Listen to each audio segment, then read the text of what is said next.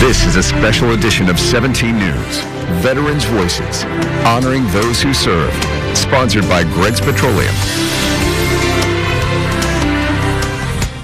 Thanks for joining us tonight for this special edition of Veterans Voices. I'm Kevin Charette. It's been 50 years since the Vietnam War entered its final year, a year of broken treaties, broken hearts, and the acknowledgement of harsh realities. 17's Robert Price looks back on the 12-month period that was April 1974 to April 1975 through the eyes of 5 Bakersfield men who lived through it. It's been 49 years since the fall of Saigon, 49 years since a succession of U.S. helicopters, one after the other, landed on the roof of the U.S. Embassy to take desperate individuals, many of them Vietnamese, out of Saigon. It was not America's first military adventure on foreign soil, nor would it be the last, but it was the first to end in defeat, or something akin to defeat. And the image of that final escape from Saigon stayed with the men who left part of themselves behind in Southeast Asia. Larry Walker was a helicopter mechanic. I still remember them clamoring, the people climbing those ladders, trying to get to it and being pushed away, and not everybody was to be able to get on it. It saddened me because we did not accomplish our mission. Our mission was to go over there to promote freedom for the South Vietnamese, and we didn't accomplish that. We were not allowed to win the war. Dan Contreras was a C-130 crewman whose job was bringing fresh-faced 18-year-old trained killers to Da Nang Air Base for deployment, and then picking up a plane load of them for the return trip. I brought them back in coffins. I brought them back injured. Brought them back healthy. They're all different situations. That's why I hesitated in my voice here, because it was sad. But again, that was our job. Everybody had a job to do. To him, the sight of America's evacuation was devastating. Richard Becky was a Huey helicopter crew chief. Those escaping helicopters brought him back to his time dodging rockets and gunfire. Why did it take so long for us to leave? Next year after I left, they already started reducing the troops.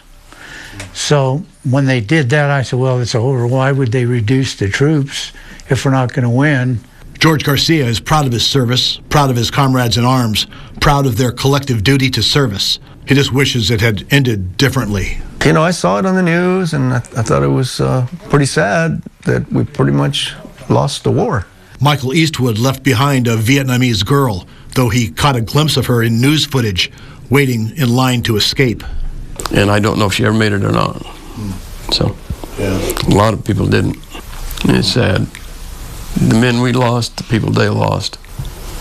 For what? Vietnam is a different place today.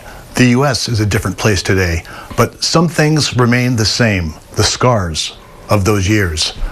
In downtown Bakersfield, Robert Price, 17 News. Back in June, more than 600 American flags were destroyed by the Bakersfield Young Marines. But don't worry, it was all in good faith, a ceremony steeped in tradition. 17's Bob Price reports again. Sometimes these days it seems like maybe we're not one country under God, indivisible. But on Flag Day, we are all one. At least that's what folks were saying here at Green Lawn Cemetery today for the Flag Day celebration. About 40 people, including many in patriotic historical garb, and members of the Young Marines, were there for a solemn celebration of the national colors. Jose Lopez of Kern County Veterans Services says veterans take the flag seriously for good reason. I thought about how it waves on every service member's shoulder as they go into battle. But then the last thing I remember is seeing our friends' coffins draped in the flag. Friday's main order of business was the official retirement of 647 American flags that have completed their duty waving over homes and businesses, and now, frayed beyond their usefulness, were retired in the prescribed dignified manner. Burned all at once at the Green Lawn Crematorium. Steve and Lisa Gerber coordinate these flag retirements with the help of Green Lawn South and TV 17. They have now retired more than 10,000 U.S. flags over 5 years. Robbie Bean, who moved to Bakersfield from Tampa 4 months ago to manage this cemetery, said he's pleased Green Lawn South steps up to honor the military in this way. Very few that I've been associated with actually encompass the veteran community. Mayor Kern said Flag Day is a time to set aside partisan differences and celebrate the unity that the flag represents. The flag belongs to all of us, we the people, and while we have different perspectives, we can come together enjoying the freedom of this great nation. While these patriots were gathered here, they made time to honor the U.S. Army, celebrating its 249th birthday, an auspicious commemoration indeed. At Green Lawn Cemetery in South Bakersfield, Robert Price, 17 News. Coming up, a veteran left homebound for months receives help from a local organization. How that compassionate gesture is giving that veteran a new measure of mobility when we return. Welcome back to a special edition of 17 News honoring our nation's heroes. Our next story is about a Bakersfield man stuck at home for months. But thanks to a group of volunteers, he's moving around a lot easier these days. 17's Cecilia Trevino shows us why. After being homebound for 8 months, Ray Perkins needed help as soon as possible, and he got that today. Born in 1926 in Oklahoma, Ray Perkins still remembers his time serving like it was yesterday. They was going to send us to Germany, and they sent us to Fort Meade, Maryland. Then they put us on a troop train and sent us to California. South Pacific, here we go. An Oklahoma transplant who found home in Bakersfield with many stories to tell. And we went to the Philippines with 112th Cavalry. We got on the boat there and went to Japan. And sitting out there in Tokyo Bay when they signed the peace treaty. Perkins needed a ramp for his home, but help wasn't coming fast enough, leaving him homebound for the past 8 months. But Habitat for Humanity Golden Empire stepped in to change this life or death situation. So what they had before was an unstable platform porch in the front of their house, and 911 wouldn't be able to pull out him in his wheelchair or on a gurney. Volunteers with Habitat for Humanity tore down the old porch and built Perkins a brand new ramp piece by piece. A happy day for Perkins, back to enjoying life to the fullest. Oh, they're beautiful people that made this for me. I can't thank them enough. Can't find the right words. Well, I think if you too need help just like Ray Perkins, find more information on our website kjt.com. In South Bakersfield, Cecilia Trevino, 17 News. After the break, Bakersfield remembers a longtime local businessman, a career spanning more than 80 years. We'll introduce you to a World War II veteran, Ray Mish. That's coming up next. Welcome back to a special edition of 17 News Veterans Voices. The Bakersfield community in April lost a beloved World II veteran, but his impact continues to inspire others. Ray Mish was the longtime owner of Mission Funeral Home and one of Kern County's most cherished businessmen. Here's 17's Robert Price. Those who knew Bakersfield's Ray Mish knew him as a World War II veteran, a veterans advocate, and for an astounding 80-plus years, a funeral director. Now, on the eve of his own funeral, it's appropriate to note Ray Mish was also universally regarded as simply a good guy who built relationships across generations. When he saw the number of fellow World War II veterans around him diminishing rapidly, he reached out to a group of about 30 younger vets who called themselves the Vietnam Rat Pack. We were here at the Elks, and Ray came up to me and he said, "Hey, I want to be part of you guys. Even though I'm World War II, I go, Ray, you can be the chairman." So since 2017, he was our chairman of the board of the Vietnam Rat Pack. Members of the Rat Pack said goodbye as a group shortly before he died. Mish, born April 24, 1924, in Okmulgee, Oklahoma, and schooled in Tulsa, died April 3rd, 24 days before his 100th birthday. He was a member of half the service organizations in Bakersfield, it sometimes seemed. Elks Lodge, Rotary, Knights of Columbus, Kiwanis, Lions, the Chamber of Commerce, far too many to name. Services are set for 10:30 a.m. Thursday, April 18th at St. Francis of Assisi Roman Catholic Church, located at 900 H Street in Bakersfield. Graveside services will follow at Hillcrest Memorial Park and Mortuary, located at 9101 Kern Canyon Road. I visited Ray Mish the day before he died. His voice was just a whisper and I couldn't make out much, but just before I left, I leaned in close to him and I said, "Ray, you have a lot of friends." He smiled, nodded slightly, and whispered, "I do." In Bakersfield, Robert Price, 17 News. A therapy program for local veterans is making a big splash.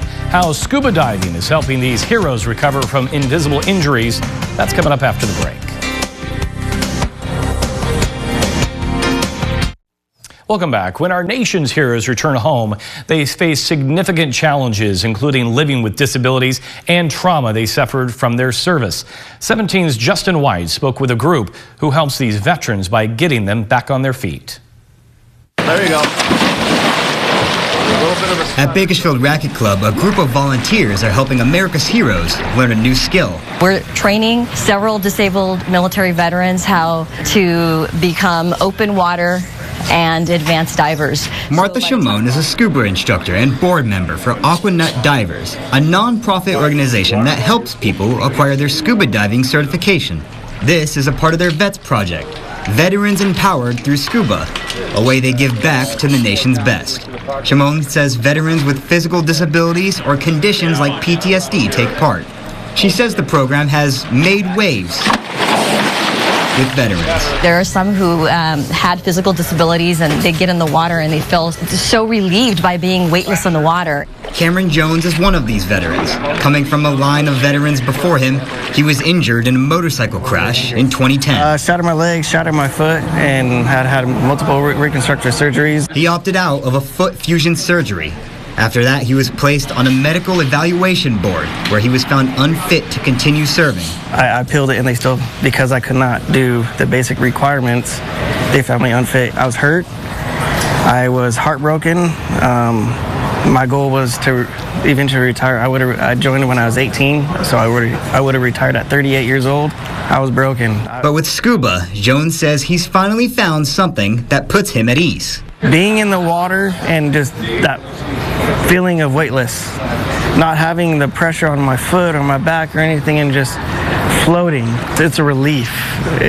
I'm able to relax and just feel at peace. For Shimon, that feeling is what she and others at Aquanut Divers have always wanted to give to veterans like Jones. It is so rewarding for all of us. We know that we're doing it for them. We have the freedom we have because of their service, and we want to honor them for that.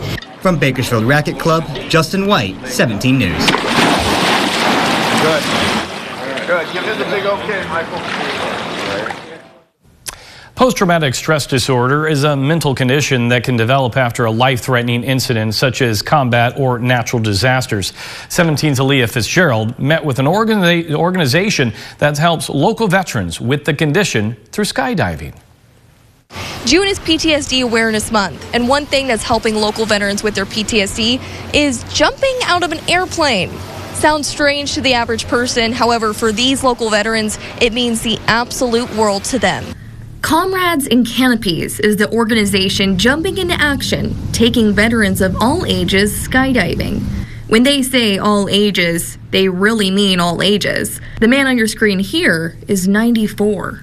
We've had veterans come out here that are dealing with some pretty serious issues, post-traumatic stress related, substance abuse related, what have you, and they leave here just completely reinvigorated. We've had family members, wives, mothers, fathers tell us, man, since his jump, he has been a whole different person. I was a medic in special ops for most of my career, flying on all different airframes. Never had to jump out of one before. I always landed. It should be on everybody's bucket list. Everybody should do it one time, for sure. Veterans are used to a very intense lifestyle. When they retire, some have a hard time not having the brotherhood they had through the armed forces. The adrenaline of skydiving can bring some of that lifestyle back. How does it feel? Awesome. Awesome.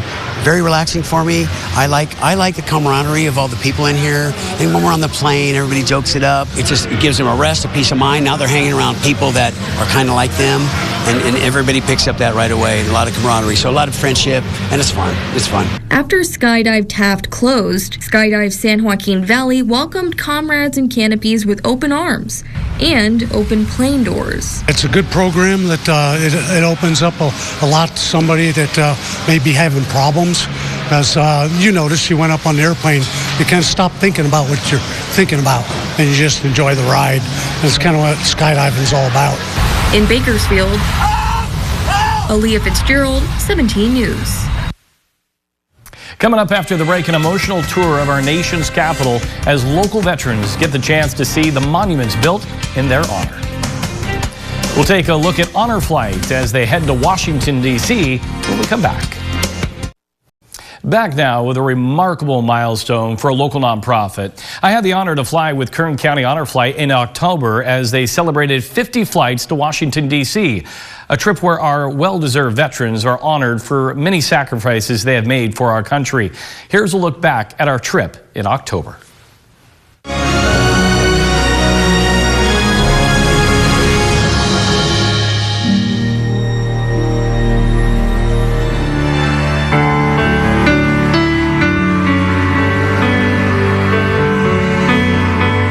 And going on this honor flight is like a dream come true. If it wasn't for the honor flight, I probably would never be here.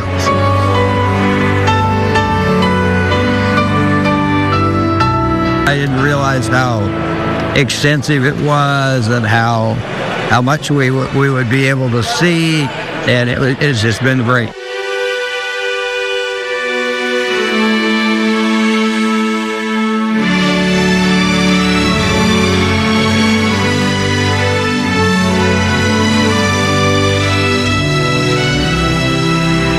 I'm saying things that I just heard about, you know, and I'm really impressed. These people are doing a fine job.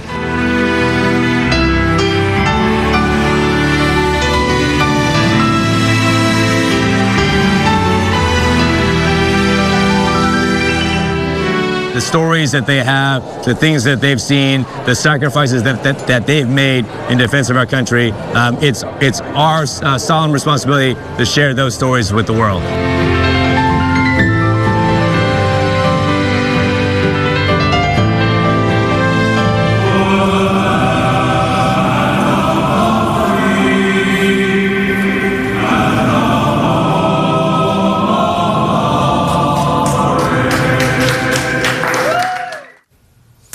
Many of our local veterans came together this week during the monthly Honor Flight breakfast as well. The veterans learned there were several schools that raised money to send them to the next Honor Flight.